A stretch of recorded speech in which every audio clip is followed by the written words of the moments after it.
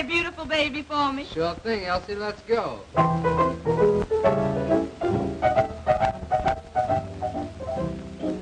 You must have been a beautiful baby.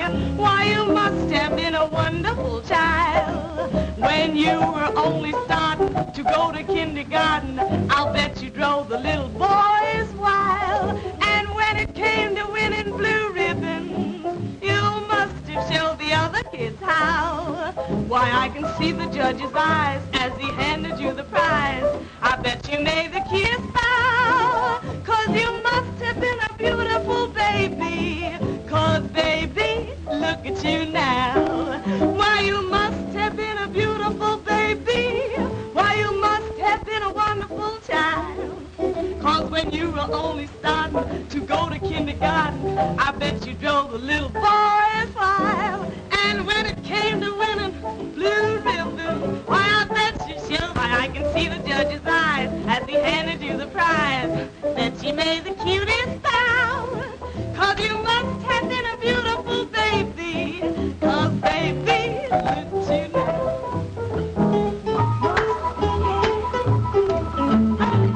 Sing it, boys, sing it.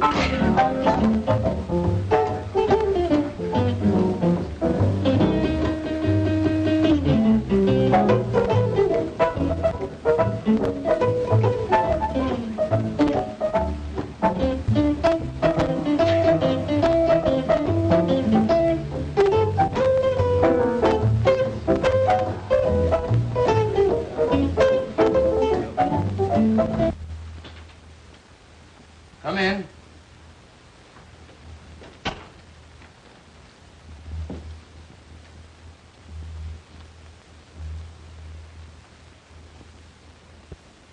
Hello, Elizabeth.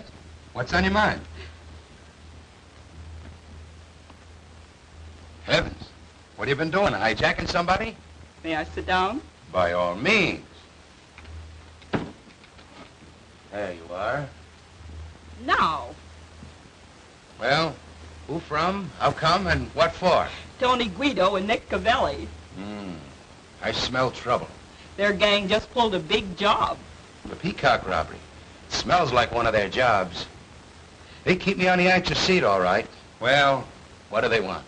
A little party in the private apartment upstairs after the joint closes tonight. That's easy. It's for rent for such purposes. With a half-dozen of our girls to entertain them, including Elsie. That's what I was expecting. And what I feared. There goes the big dough. With 300 more on the line on delivery of Elsie. $500 gone with the wind. You know she won't go, so Because I want the place to make money. Why do you let her kid you? Well, you want us to kid ourselves? Nonsense. You're paying a handsome manager to look after such things, aren't you? It's $200 without her, $500 with her. $300 ought to be enough to get you to make that manager do his duty. $500 is almost enough to make me use a gun. But I don't think they could persuade that girl to go up to that apartment if they offered her 10 times that much. It's amazing to me how you let that pair play you. If you had the right kind of manager, you'd soon see how quickly Elsie'd be persuaded to sit in on these parties.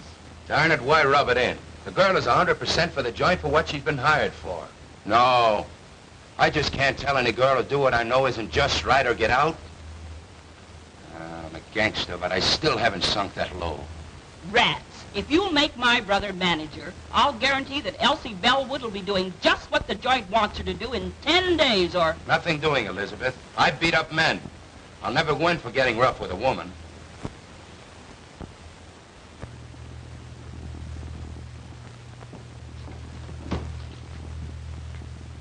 Oh, Mr. Farina. Yes? Step here a minute, please. Get a load of that specialty.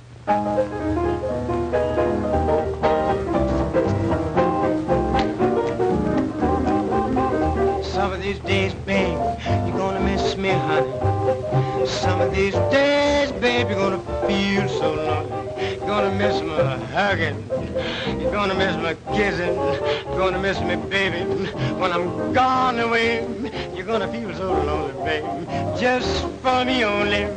For you know, baby, you done had your day. And if you leave me, you know you're gonna grieve me. You're gonna miss your little brown skin chocolate drop mama some of these. You're gonna miss me. You're gonna miss me? You're gonna miss me. Ow. What is that? Watch it, boys. You're gonna miss your little brown skin chocolate drop mama some of these days.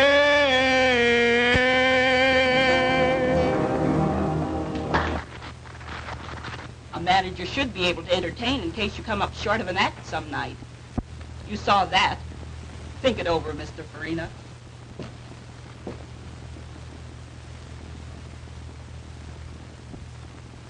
As I started to say, Elsie's a good performer, and they like her. What? She's too high-hat. What do you mean, too high-hat? Well, I mean that she should sit in on some of these parties many of our customers are always asking her to. You understand, eh, Hadnot? And, but is that just right? You know that not Elwood, she's a good performer. Pleases everybody with her singing and dancing. So don't you think that's quite enough? Of course, but the other girls go in for it, so why not her? That's her business. I hired her to do just what she's doing. If she wants, I couldn't stop her. But if she doesn't... I understand all that. But if we could promise some of them a date with Elsie, say, many would be willing to spend more dough. As I said, that's up to Elsie. But you mustn't expect me to try to persuade her. And I hope, too, that the Poodle Dog Cafe hasn't sunk so low until a decent girl can't work here. Ah, don't be so arbitrary, Hadnot. Many of the people who come here call themselves slumming. And if they want to date up a few of the girls for a little party afterwards, it means more dough for the joint. You understand? Of course I do, Farina. And they do it right along. But you were speaking about Miss Bellwood. And I merely said that if she doesn't want to go out on any, I'm not going to argue and abuse her about it. Good evening, Mr. Grotty. What's the matter? Oh, nothing much. I was just trying to show Hadnot that if Elsie would consent to sit in on some of these parties, it would help the business. Of course it would. What did Hadnot say about it? He said it was up to her. Well, he should make her. Who is she if she can't help us make more money? The other girls are always willing. That's what I try to show him. But all I could get is, it's up to her. I'll talk to Hadnot myself. Oh, Mr. Hadnot. Yes? Will you please step in here a moment? Of course.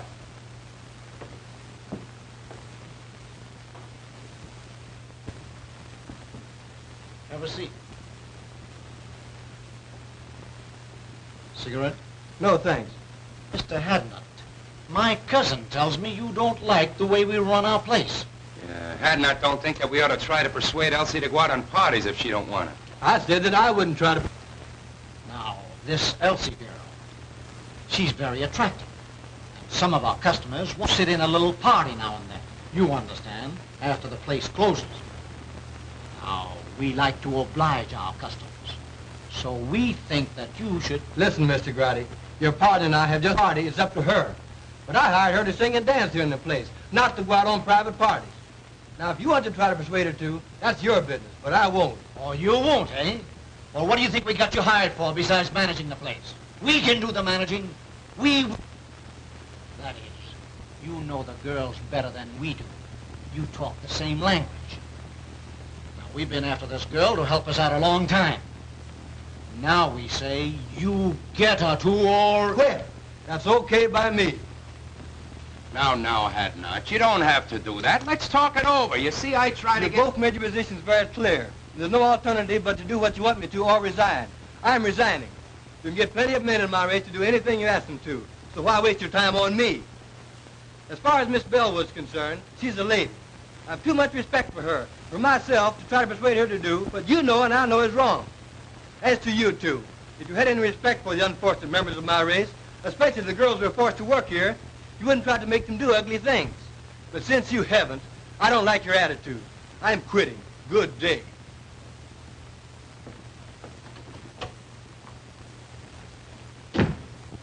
I was coming in to see Mr. Farina, and I couldn't help overhearing what was going on inside. What does he mean?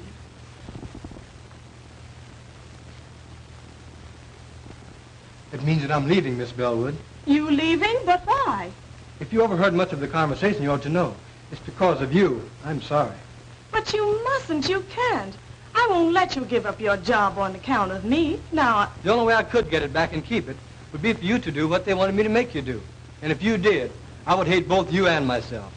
oh, you're so fine and noble, and jobs are scarce. I could never feel comfortable or happy knowing that you gave up yours because you wanted me to stay decent. Why, Oh, let's not take it so seriously. I don't belong in that place anyhow. neither do I. If you just must quit, then I will too. You'll do nothing of the kind. There's nothing wrong with your job. And you don't have to change your ways just because some drunken, depraved customer wants to go flying around with you.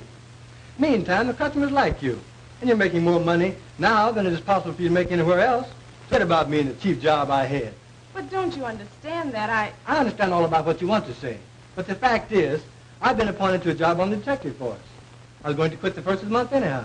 The prosecuting attorney is anxious to break up the cabaret racket. And their efforts to force you to be bad, whether you want to or not, should be a part of it. Anyway, I've got a better job. So go in there and do your work and keep on being nice. I like you that way.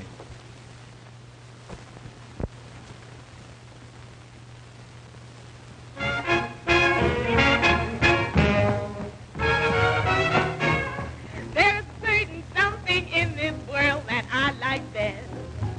I depend on one thing for my total happiness. No, it isn't money. No, it isn't fame. You may think it's funny when I start to explain. Got no shoes on my feet, ain't got nothing to eat. But I've got a heart full of rhythm. Not a dime to my name, but I'm rich just the same. For I've got a heart full of rhythm. Now when the skies are gray and everything's wrong, I find my way by singing a song. That the great think I'm small, I laugh at them all, 'cause I've got a heart full of rhythm. Got no shoes on my feet, ain't got nothing to eat, but I've got a heart that's full of rhythm. Not a dime to my name, but I'm rich just the same, for I've got a heart full of rhythm.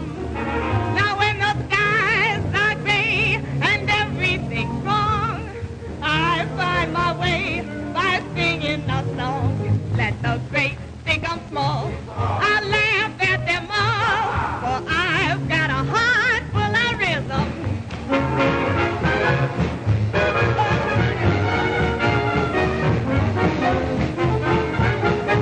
Now let the great think I'm small, I laugh at them all, but I've got a heart full of rhythm.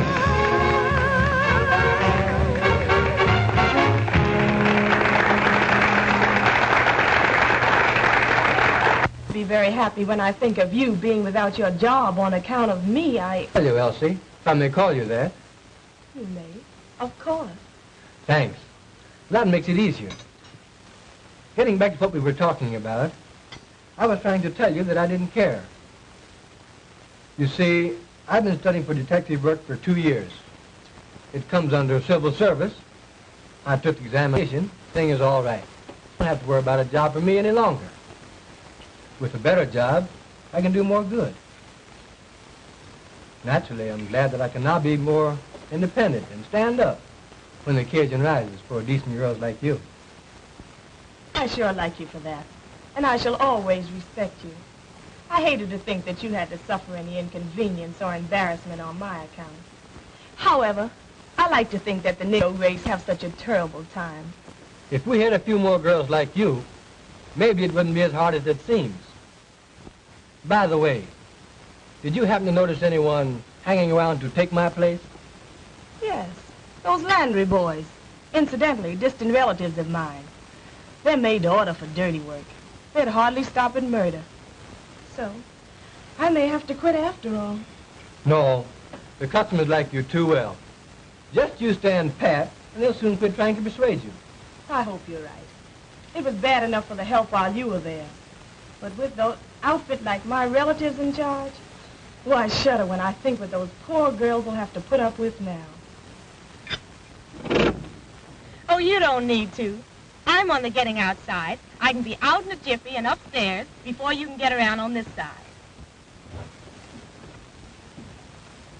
I want to thank you for a fine evening. But if I find out that you're lying about that detective job, I'm going to make you let me do something that I never thought I'd ever do. Take care of a man.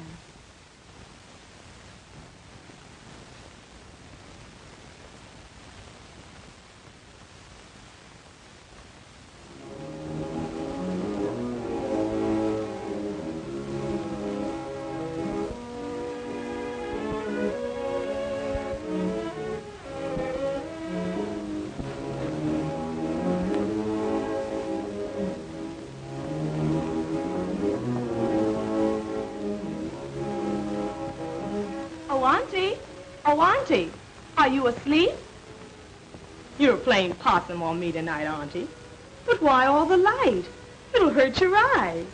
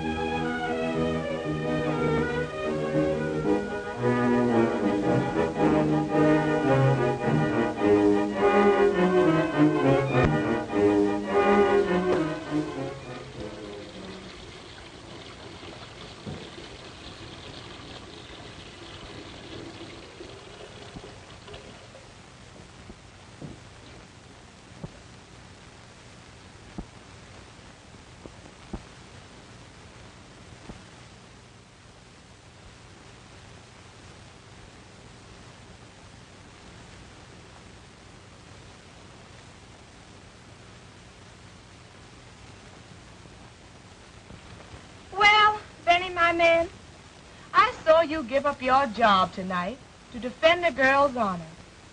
A girl almost a stranger to you. But she's a good girl, Benny. And you stood up for her and believed in her at the price of your job. That's what I call a man. You're all right, Mr. Hadnot. I'd like to see some other colored man give up his job on account of any girl. Why, he'd throw at anybody that would show him 50 cents. I'm sorry to say.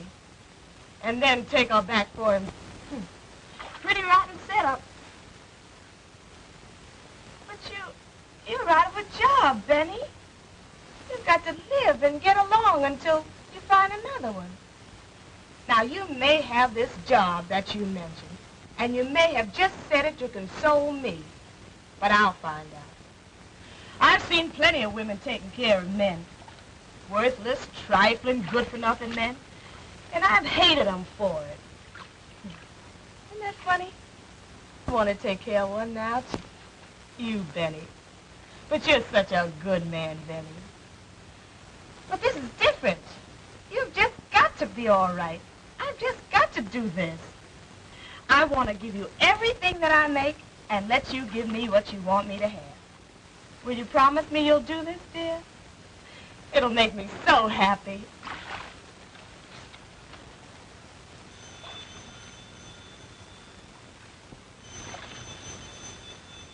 The phone. That's strange.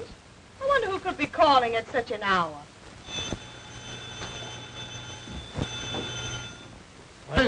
What do you say we start the session with a little drink, yes? Okay, boss.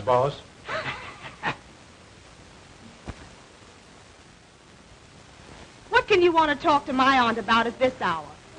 Please give me the message. She's a standard. But if you say that it's a matter of life and death, I guess I'll have to call her.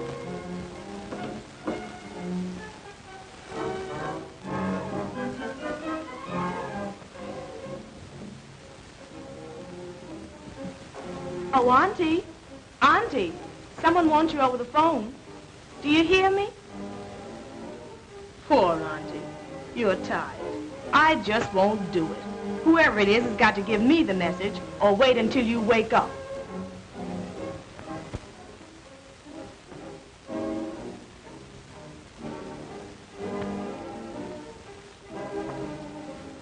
Hello? Hello? Hello? Hello? Hello? Hello? That's strange.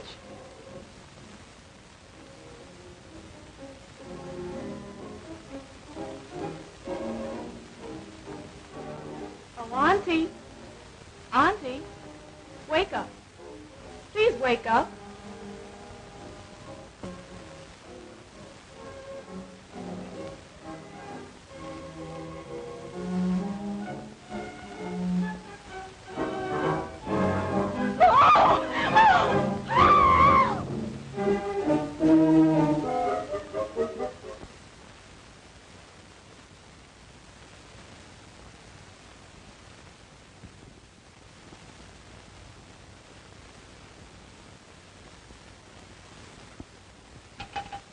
Operator! Operator! Get me the police station, please! Quick! You say you arrived home about 3 a.m. and thought upon seeing your Aunt laying as we discovered her that she was asleep? I thought she was asleep. When did you discover that she was dead, had been murdered? As I was finishing my bath, the phone rang. Yes? I left the bath and went to answer it. You answered the phone. I answered the phone. And? The person calling wanted to speak to my aunt. They insisted upon speaking to her. I asked them to give me the message. So, finally, when they insisted that it was a matter of life and death, I told them to hold the phone and I would go and call her. Then? Then I went to my aunt's room and called her. But she didn't awaken. She didn't awaken. Did you shake her? We usually do so when someone is hard to awaken. No, I didn't shake her.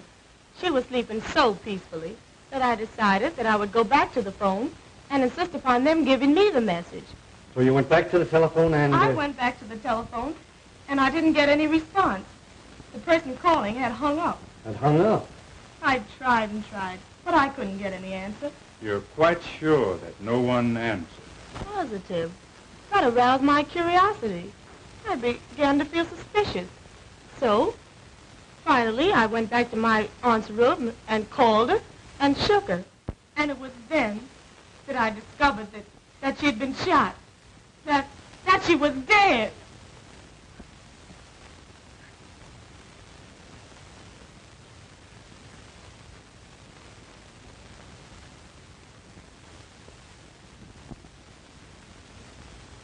Well, what do you think of her story? Sounds truthful. It does, and it may be. But in cases like these, one can never tell. It always pays to reserve decision until you learn more. That's true. Who is the girl?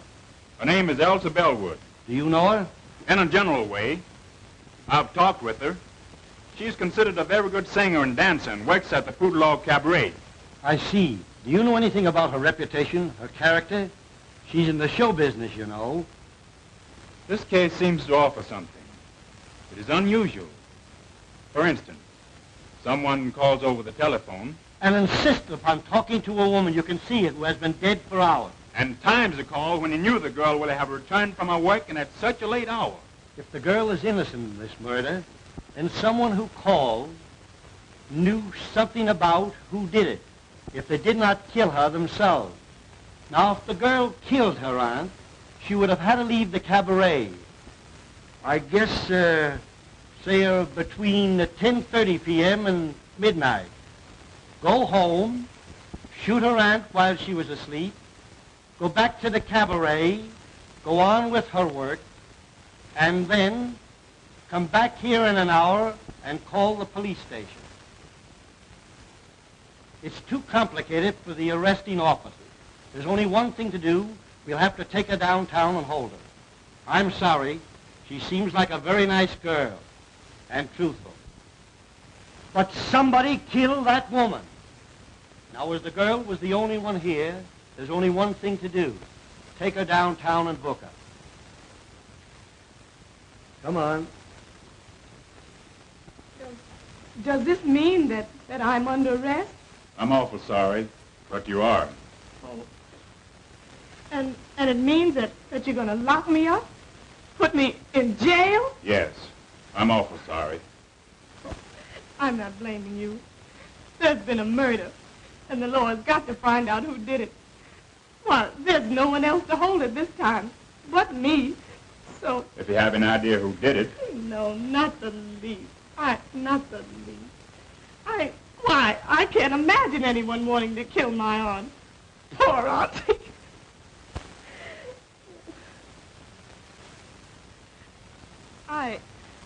I was thinking of myself. I've never been arrested before. And now they're holding me for something that I don't know anything about.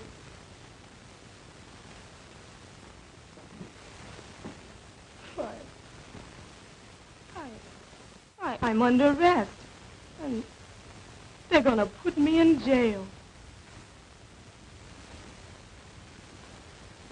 Well, once if you're sure... I'm not sure of anything. I merely feel that the girl is innocent. We should go easy on her until we get some more evidence. Well, I'll speak to the matron. But you understand, she cannot leave. But at least the room isn't a cell. Thank you. I've talked to the matron has a room here with a bed in it, so we're going to let you have it so you can get some sleep.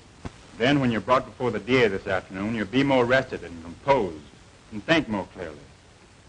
You must be awful tired after such a night and all of this. Thanks, you're very kind. I am tired, very tired. I feel, I guess I just don't feel anything anymore. I'll call the matron now. Do you know a lawyer? Have you some friends? I have no lawyer. I know a lot of people, but I'm afraid they won't understand this. I just don't know what to tell them. Do you have a boyfriend? No, A pretty girl like you? You must have somebody you like or who likes. Oh, I didn't say that I didn't know anybody. I know a man, but I don't... He would come closer to under than anybody else. If you have a pencil, I'll give you his name and address.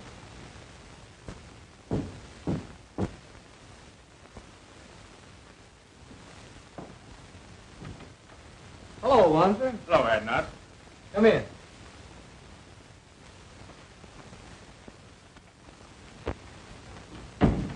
Have a seat. If Miss Bellwood didn't want to go on these private parties, you know what that means. I wouldn't make her go. Say, if I had my way, I'd clean up every cabaret like the poodlock in this town. I stay so annoyed when I have to look upon other girls forced to put up with all they have to that it just makes my blood boil. Well, that was the trouble and why I lost my job. Miss Bellwood is a good girl. She's a good performer, and the people like her. So I was thumbs down on making her do anything other than the work she had been hired to do for her to hold a job. So that's why I'm out of the poodle dog. That's too bad, Hadnot. But what about your appointment to the detective force? That's gone through, and I'm starting to work the first of the month. Good. I'll be glad to welcome you. Thanks. But getting back to the girl, can you imagine her committing a murder? We couldn't even force her to go on a private party. I'm positive that she doesn't know anything about it. But this is the law, so you see what we are up against. Sure, I understand. Well, get your things on and come on down to the station with me, and we'll see what we can do. Of course. I'll be ready in a few minutes. Come in.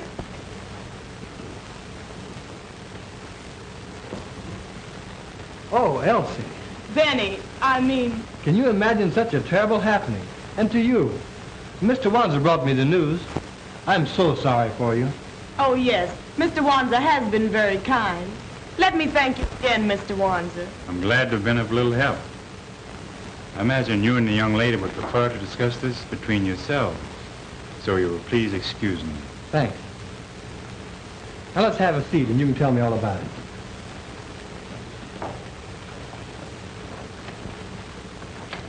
As I understand it, she had been dead several hours when you found her, after your arrival home. Oh, it was too terrible for words. Why, I walked about the house talking to her at intervals for about 15 minutes after and called, or maybe had called, to see if I had returned home. And when they found that I had and didn't know that she was dead, then that's the way it all ends. I can't even imagine beyond that. She was shot between 11 and 12 o'clock last night. Now, what time were you called? Between 3 and 4 a.m. She must have been dead at least 3 hours before the girl, according to her story, discovered the body. Just about. You know, this case offers something. Here are two colored women living alone together, who one finds the other mysteriously murdered. Now what? I've detailed Wanzer to investigate it. That's sensible. Being a colored man, he might be able to find out things that one of our other officers could not. And I expect him to uncover something by this afternoon. Come in.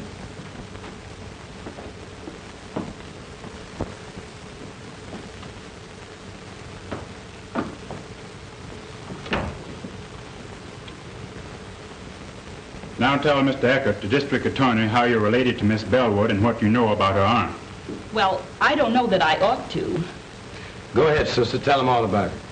Well, all we know about the murder is what we read in the morning papers. Of course, we know, that is, we knew the victim, Josephine Hawkins.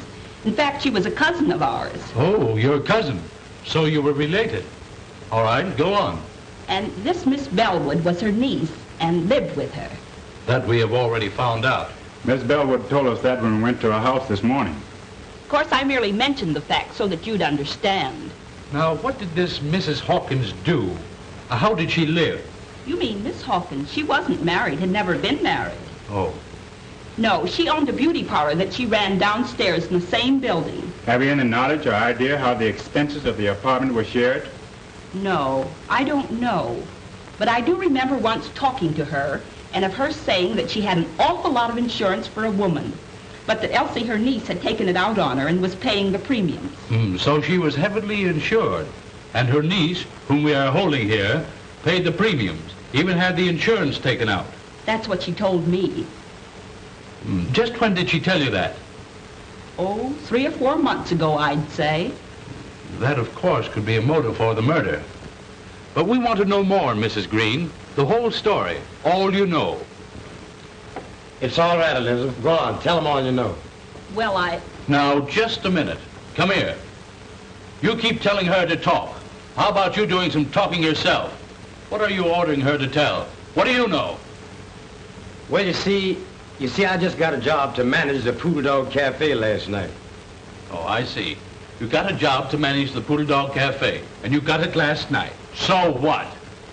Yes, he must tell all he knows. A murder has been committed, and the law must find the guilty persons.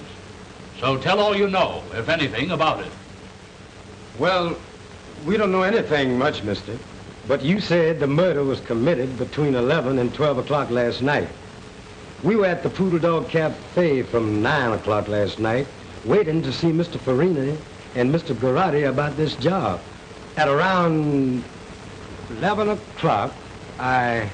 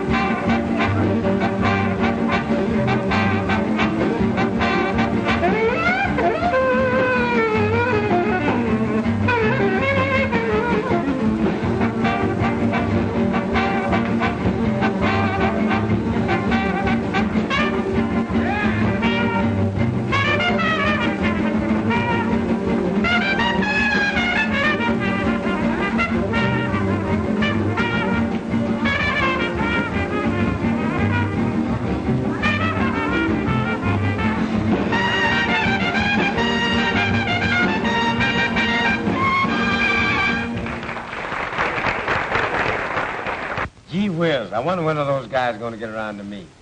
We've been waiting here for 2 hours. I'm getting tired. Well, go on outside and catch some air. But we're going to keep on waiting until they send for you if it takes all night. All right, I'm going outside. I'll go along with you. What time is it, anyhow? 8 minutes to 11. Now, how long are you going to stay out there in case they send for you? Oh, I don't know. 5 or 10 minutes. All right. I'll expect you back in 10 minutes. Be sure you're back in 10 minutes, however. And I hope you get back before they send for you. So do I.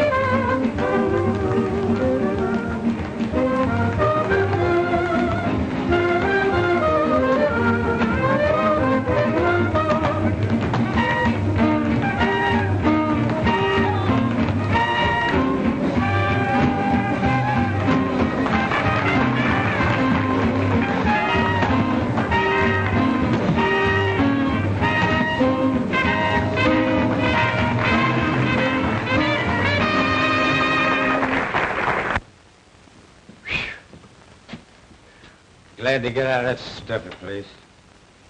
Cigarette? Yeah.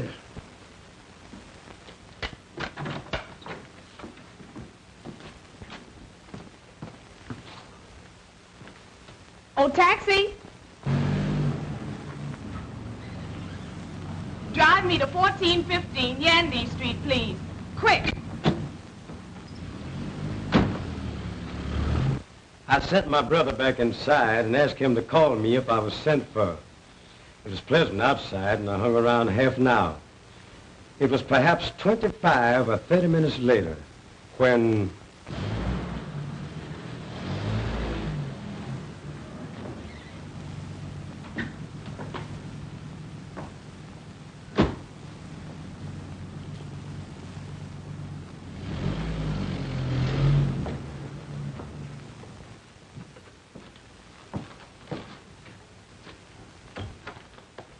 It's ready to see you now.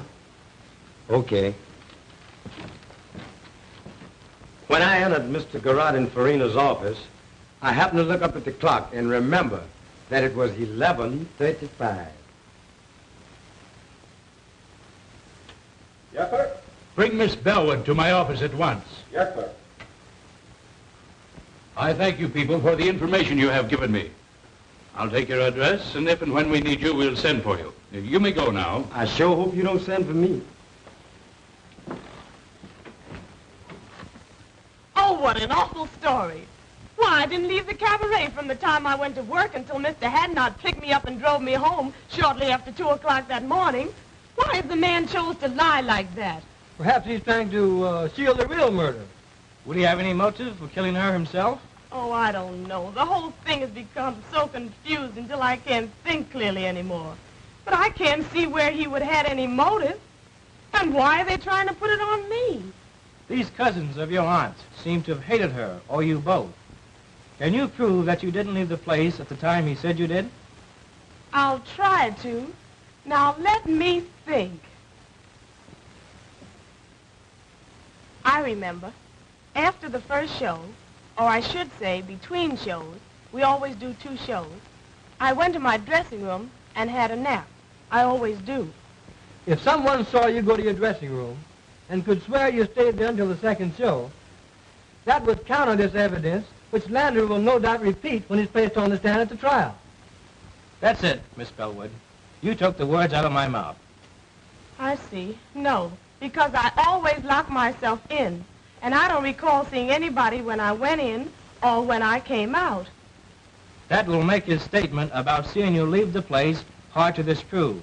But we've got to produce evidence to prove that he's lying.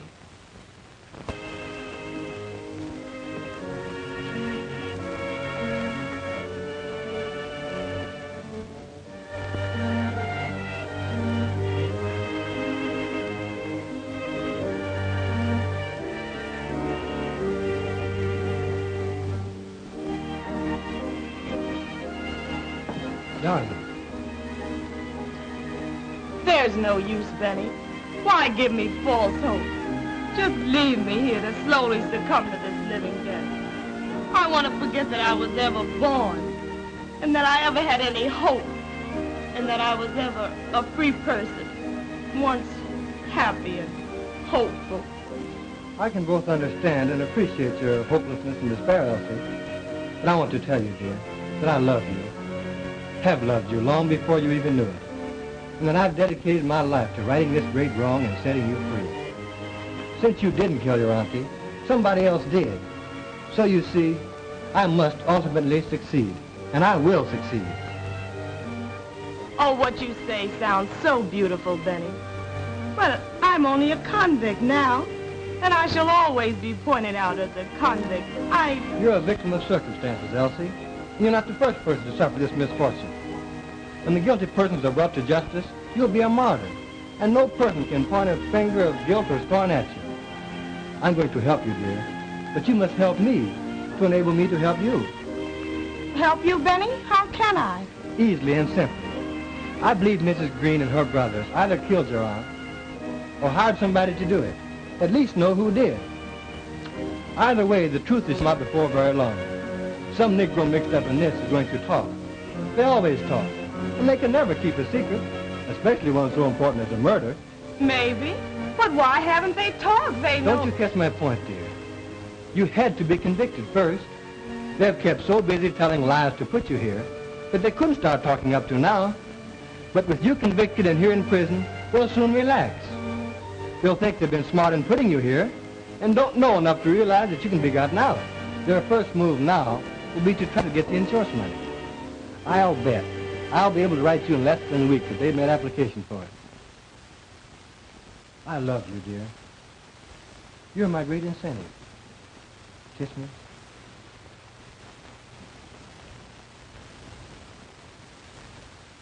Well, how are you, Mr. Wansit? Would you have a chair? Sit down here. You told me once that Mrs. Green's husband had been in love with your aunt many years before, back in the South. And he loved her dearly. And he was still in love with her when she was killed, and would come to see her often. But he's disappeared. I haven't seen or heard of him since the night she was murdered. That's strange. I'm sorry you didn't tell me that before. I didn't think it was that important. Maybe he just went away and we'll come back sometime.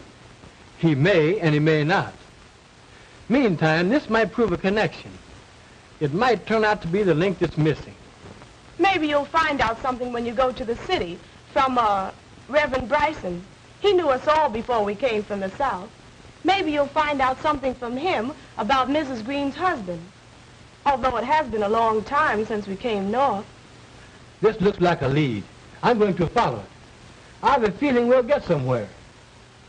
Now that this Elsie Bellwood has been convicted of murder and sent to prison for life, who will the company pay the money to? Oh, that will be decided by the court. In the meantime, this Green family, Elizabeth, John, and Clyde, have applied to it of next of kin. Oh, they have? So soon? Yes, I have the application papers here. You won't be paying them the money? Not until authorized by the court, and that will take considerable time. I'm glad to hear you say that. Did they give any impression when they filed the application that they understood it would be some time before the matter would be settled? Oh, since you come to speak of it, I think that will be settled very shortly. Thank you. That is all I wanted to know. By that, you can see that they're counting on the money much sooner than it is even possible for the claims to be paid. This case isn't going to be long before something cracks. When this outfit finds that they can't lay hands on the money as quick as they had planned, Some of them are going to get impatient and drop something. And I'll be Johnny on the spot to pick it up and land all three of them in jail right quick. Well, I'm depending on you to keep checked up on them and help me to get somewhere. I have a feeling that there's a story yet to tell. In the meantime, let's get over this Reverend Bryson's and see what we can find out. You said something, brother.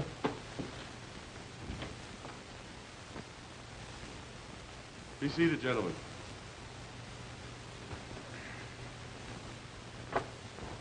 You're nothing but a whiskey head and no good. We have liquor here to sell to customers, not to be soaked up by the manager. You stay drunk. Nobody likes you. So you're through. Now get out.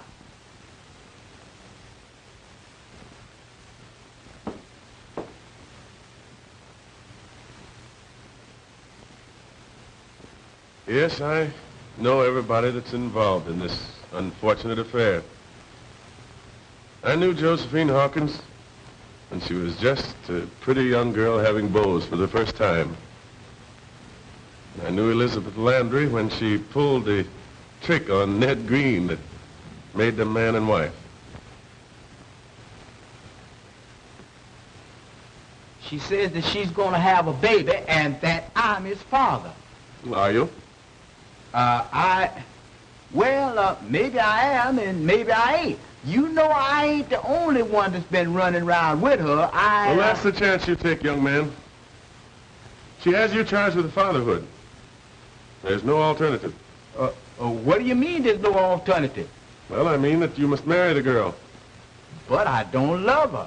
Never did and never will. You know who my girl is. You know who I've been going around with. And I ain't afraid to tell you that I love Josephine Hawkins. She wouldn't come up with no tale like this.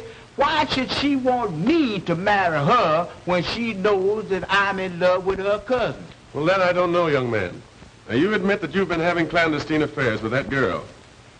She charges you with being the father of her unborn child.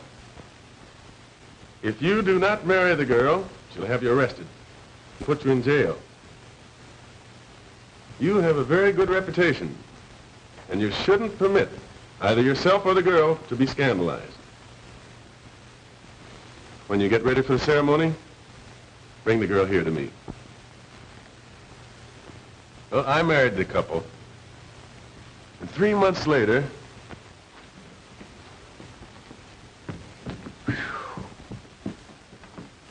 she lied. She's no more to become a mother than you are. She tricked me into marrying her, the dirtiest trick a woman could pull on a man. That's why I came to you to find out what could be done by it. well, you might ask for a doctor's examination, and if the examination proves what you say, I think the court would grant you an annulment. I don't want to wait that long. I can't be bothered with no nerves. I'm leaving town. I'm afraid if I stayed here, I'd kill her. I ain't got time to be bothered. I am leaving town tonight. Goodbye. Heartbroken, Josephine Hawkins had left town, gone north. And Elizabeth, after Green had left her, she left shortly afterward also for the north.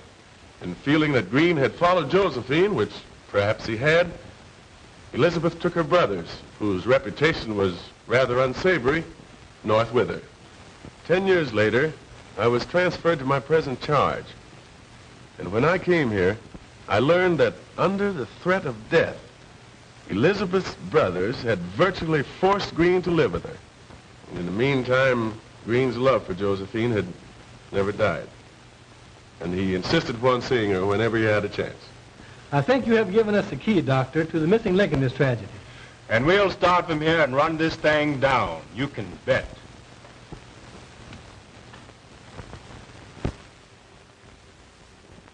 Here we are, broke, strapped. It may be months before we get this money, if at all, and you must keep pouring liquor down your dirty throat until the Italians get disgusted with you and kick you out. Oh, you make me sick. Well, what do you expect? You planned this whole thing. For 20 years, I've been a slave to your design. Ever since the time you tricked Ned Green into marrying you, everything has been subordinated to your convenience. The only way I've been able to keep up is to keep pouring a lot of rotten liquor in me. And I couldn't quit drinking. No, because I had that cheap job at the Poodle Dog Cafe. And just as soon as you get this money, I'll go out of your life forever. And you won't never need be bothered with me again. I'm sick and tired of the whole thing. And I'll be glad when it's through and all over with.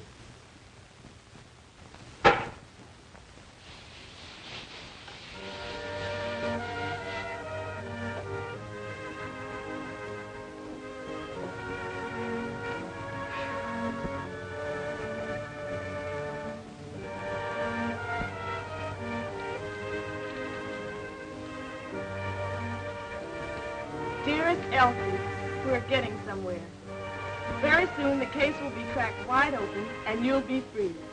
In the meantime, now and always, dear one, that I love you. Love you. Benjamin.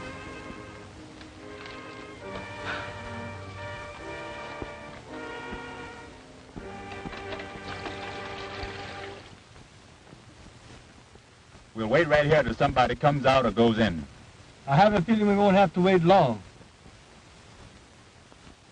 Hey, son, come here. Yes, sir? Live around here? Right across the street in that house with the yellow shades. How about the house next door? Mrs. Green lives there. Mrs. Green? Yes, sir, and her two brothers, John and Clyde. Nobody else? Well, her husband used to stay there, but he don't no more. He doesn't anymore. Why? I don't know. He just don't. He ain't been there in a long time. I think he went away somewhere. Anyway, he ain't there no more. But Mrs. Green's brothers, do they still live there? Oh, yes, sir. One of them's there now. He always is. The other one will be coming along soon. They eat about this time, and the other one will be coming along soon for his dinner. Which one's there now? John. He sleeps up until about this time. Then he gets up and eats. And then he goes down to the Maple Leaf Social Club. Maple Leaf Social Club, eh? Well, what time does he get back? He's never back before I go to bed, so I guess he gets back kind of late. Now, this brother John that you mentioned, does he work? They say he does. My papa says they gamble down there, and he does some... Thank you, son. Oh, there's something for you. Oh, thank you, sir. Now, what time do you go to bed? About 9 o'clock, sir. About 9 o'clock. I see. How would you like to meet us, say, right here at 8 o'clock? We want you to carry a note. We'll give you another quarter. Oh, I'll be glad to, sir. Right here at 8 o'clock. Right here at 8 o'clock. But remember, don't tell anybody. We won't be able to meet you and give you that other quarter. Oh, I know how to keep my mouth shut. I'm studying to be a G-man. I won't tell nobody. Be sure that you don't. You can go now and meet us back here at 8 o'clock. At 8 o'clock, don't tell nobody. I'll get you, mister. Goodbye. What's the idea, anyhow? I want to have a little talk with Brother John. A little private talk, and I need the boy to help me to arrange it. Let's go down to Morrison now for a glass of beer, and I'll tell you the rest when we get there. Now, that's the way we'll work it. Sir, that's a clever plan to have thought up all by yourself. Why didn't you think of it before? And why didn't Napoleon think of airplanes and howitzers? He could have really conquered Europe then. You go load the men into 2 cars and stop in the next block. They don't need to know what we're doing until we're doing it. I got you, Steve. Now, when I drive up, be sure and have your hand on your gun and be ready to get in the car and cover it. Understand? I got you twice. Okay, now going.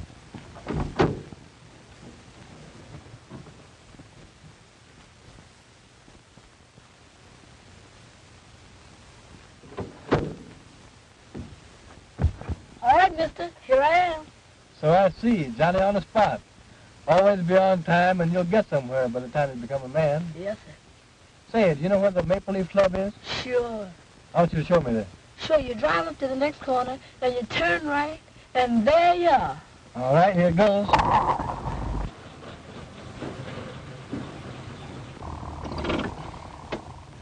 That's the club there, mister. Yeah? Well, go in there and see this man, John, and tell him that his brother wants to see him down there right away. You understand? Yes, sir. When you bring him here, I'll give you the other quarter. Now, when he's sitting here by me, you come around on this side of the car, and I'll slip it to you easy like. Yes, sir. Now, if you do just as I say and keep your mouth shut, it may be 2 quarters or $50 that I'll be giving you. Yes, sir. You can go now.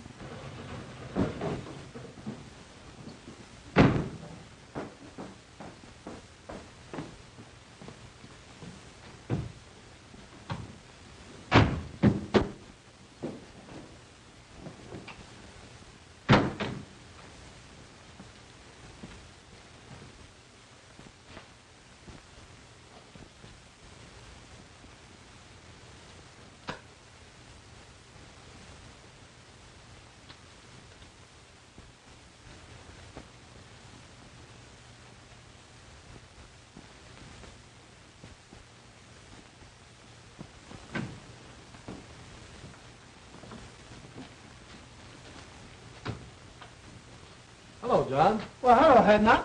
Ain't seen you in a long time. Been kind of busy since I left the poodle dog. Yeah. Say, where's my brother? You'll soon see, you contemptible liar. That was just an excuse to get you out here. I wanted to see you. What's the meaning of this? Was trying to hope All right, somebody... I got him covered. Say, what's the meaning of this, fellas? I ain't done nothing. What y'all gonna do with me? We're taking you for a little ride, and you won't be coming back. I ain't coming back. How come? Ever heard of Tolston Manor? You mean that handy house way out there on Tolston Point? Yeah. What's that got to do with me? We're taking you there. For a little seance with the ghost of the manor. Not if I knows anything about it. Oh, no, my good fellow. Not only are we taking you there, we are going to tie you up and leave you there to starve to death and die. You've been telling lies and have done an innocent person a great wrong. So we're going to take you up to meet the ghost of Tolston Manor and all his imp ghosts, after which you die. Oh, Lordy. Come on. Say, what's the meaning? Come on. That's all right. What y'all gonna do with me? I ain't done nothing. Get on it now. Come on.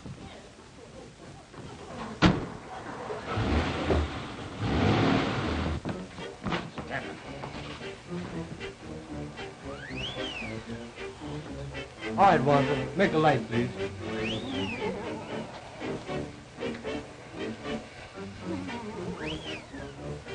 Ghosts, working by rope control.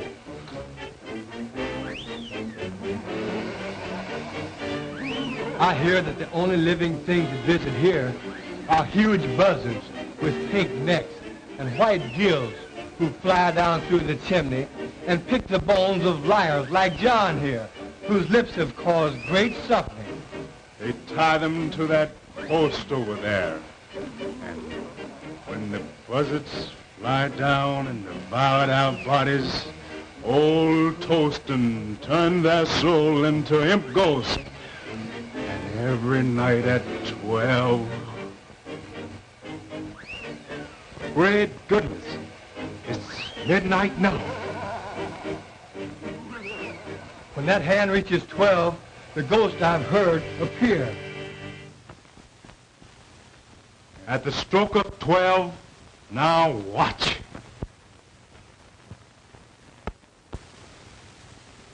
Well, that settles it. The party's over for a while, so we'll tie John up and leave him here and...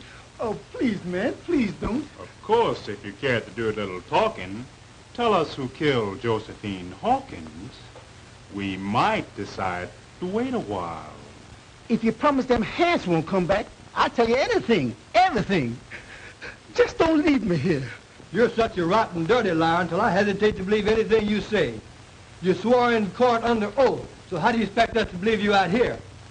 But I'll tell you why we brought you here, and why we're going to leave you here with these ghosts. You killed Josephine Hawkins. I killed who? Josephine Hawkins. And you lied about Miss Bellwood when you swore she left the cabaret and went home and shot her aunt. I didn't. What do you mean? I means I did lie about Miss Bellwood. So did my brother. But I didn't kill her aunt. Neither did my brother. I don't believe you. But we're going to tie you up and leave you here for the dirty lies you told on that poor innocent girl. We didn't kill her. I swears we didn't. But we did lie about seeing Miss Bellwood. And if you won't leave me here, I'll tell you all about it. Well, what do you think about it? Oh, I wouldn't believe this guy on a stack of Bibles. I don't see any use in wasting more time listening to this dirty liar. For if he'd lie enough to put an innocent girl into the penitentiary, we certainly can't afford to listen to him now. Please, man, won't you give me a chance? I didn't kill my cousin, but I did lie about her. I admit that, and if you promise you won't leave me here, I'll tell you all about how it was done. Shut up, you lying skunk. I don't heard you say. Wait a minute. After all, we can listen to his story, and if we still don't believe it, we can tie him up and leave him here. Oh, well, if you insist. All right, you rascal. But the moment I'm convinced that you're lying, we're going to tie you up and leave you here. I thank you, mister. I ain't gonna lie. You can keep me here until you prove everything I says. All right. We're going to listen to your story.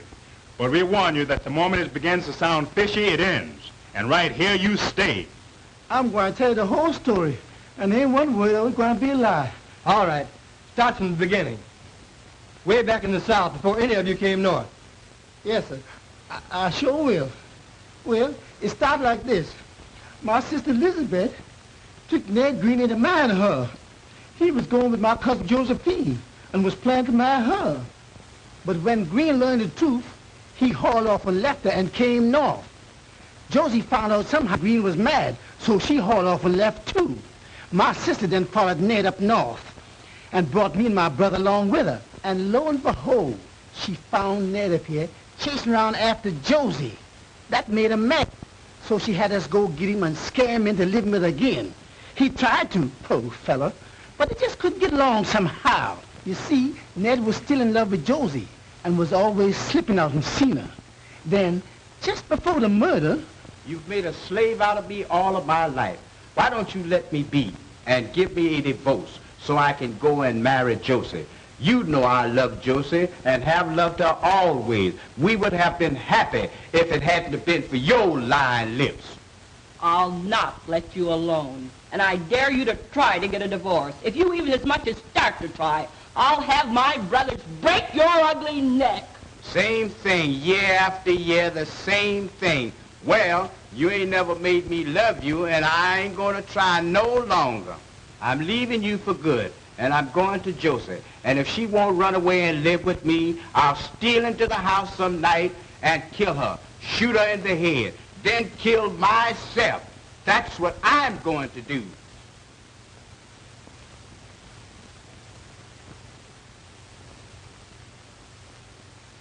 No dumb Negro like you ever had nerve enough to shoot anybody. And as for killing yourself, you make me laugh.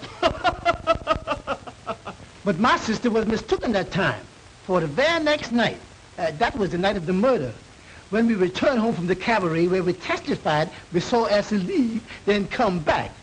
We found a note.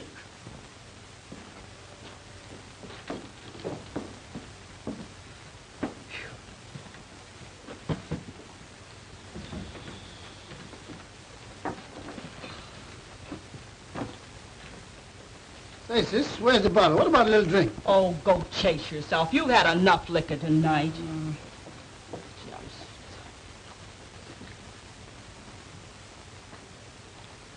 Say, what's this?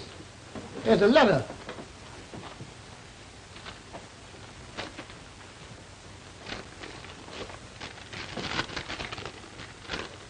To my wife, I have done it.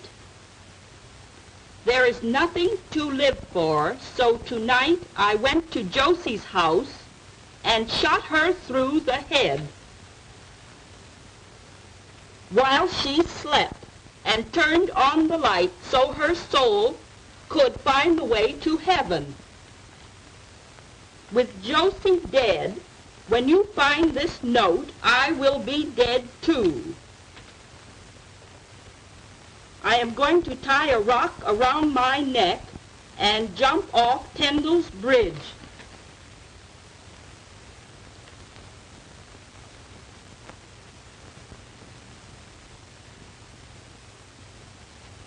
If you care to bury me, you will find my body at the bottom of the river under the bridge.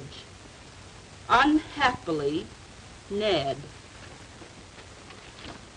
My sister then sat down and planned the rest. We knew exactly what time Elsie would come home. So she called up Cousin Josephine's house every 10 minutes, starting at 2 a.m. She finally got Elsie. She could tell then that the girl didn't know her aunt was dead when she said, I'll go and call her. And when she did, Lizzie hung up on her. She knew then that Elsie would find out that her aunt was dead, had been killed. Lizzie stayed up all night long, making up that lie about Miss Elsie leaving the cabaret and coming back, so as to make it look like Elsie did it. Then she rehearsed me and Clyde on how to tell it. We were scared they would mix us up. All the time we was at the district attorney's office, Lizzie kept on pinching me and Clyde to make us tell it like she rehearsed it. You see, she was after that insurance money, and she figured that if she could get Elsie convicted, why, she'd get it. Well, what do you think of it? Well, I guess we'll put him under arrest while we check on his story. And if we find Green's body... That'll reopen the case and set Miss Bellwood free. All right, fella. We're calling the party off, taking you back to town and locking you up until we can see if your story is true. Let's get going.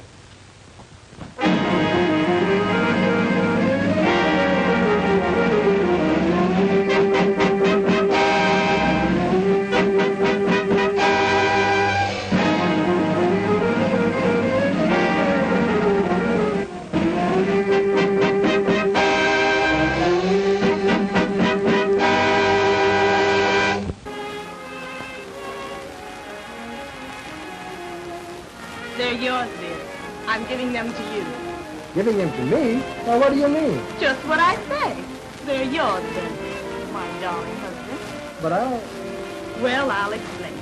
To begin with, I wouldn't have had them at all if you hadn't dedicated your life to the solution of the crime, which set me free. And next, for some strange reason, when I thought that you had lost your job on my account, I developed a mania to give you my money, to take care of you if need be, until you got another job. Then suddenly, all I had been through began to happen. You saved me, you loved me, and you married me. And I love you. Now, after all this, if you want to make me happy, please take these checks, $15,000 worth, and do whatever you want to do with it. Will you promise me, dear? such a peculiar request, such a strange desire. But since you insist on making me a sort of guardian, I'll take the checks and establish a trust fund for our children, dear. Will that be all right?